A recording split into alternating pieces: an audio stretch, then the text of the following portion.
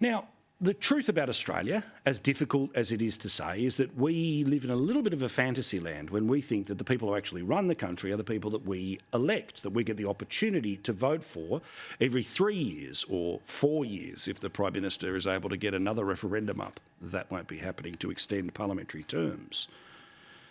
And the most that any politician can earn is about $500,000, and that's going to be the Prime Minister. But from the backbench at 200 grand all the way up, it's a pretty good living.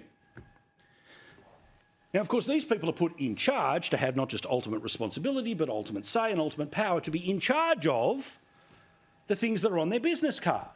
The Department of Home Affairs, or the Treasury, or the Agriculture Department, or the Arts Department. But we know that the reality is that the ministers are just bit players. The real people who are in charge are the very well-paid bosses of these public servants. The public servants who see ministers come and go a dozen or more times over a career, and they know if they don't like the policy, particularly if it's a Liberal government, they just slow play the ball. They say it's too hard, they say it's too expensive. A little bit like that person at the office every time you say, hey, can I just get an upgrade to my computer? Oh, that'll cost $30,000, and therefore it never happens, right? Well, what about what some of these people are paid? Because here's a wonderful example of other people's money, and these people, who, by the way, got the biggest pay rise along with the rest of the public service in 10 years. This is what they get paid. Prime Minister, $500,000. Person in charge of his department, $977,000. Prime Minister can be sacked by the people. Person in charge of these departments, well, you've got to stay as long as the contract says. Jim Chalmers doesn't earn $500,000, but the person who runs the department that says computer said no. $952,770. The person who runs the Agriculture Department, $928,000. The person who runs the Attorney General's Department, $928,000. $928,000 for the boss of the Climate Change Department, which, by the way, is more than we pay the person who runs the Defence Department at $928,000 as well. Ridiculous. Sorry, same number.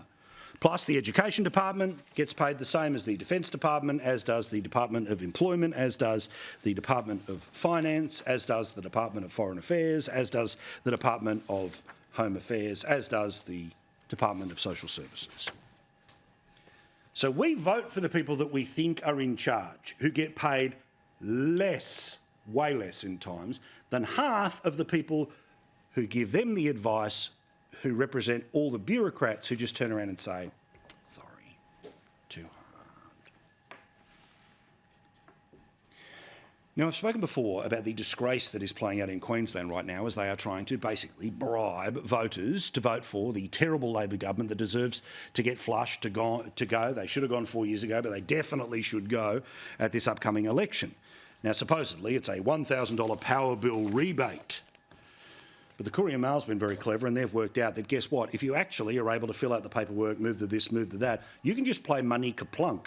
And the $1,000 could just end up dropping into your bank account, i.e. it's a straight-up bribe for you to vote for a terrible government. Now, my assumption is Queenslanders will just take the money but still boot out the government. But the Treasurer, when confronted on this, kind of confirms, OK, whatever, as long as you vote for us, I don't care what you do with the money.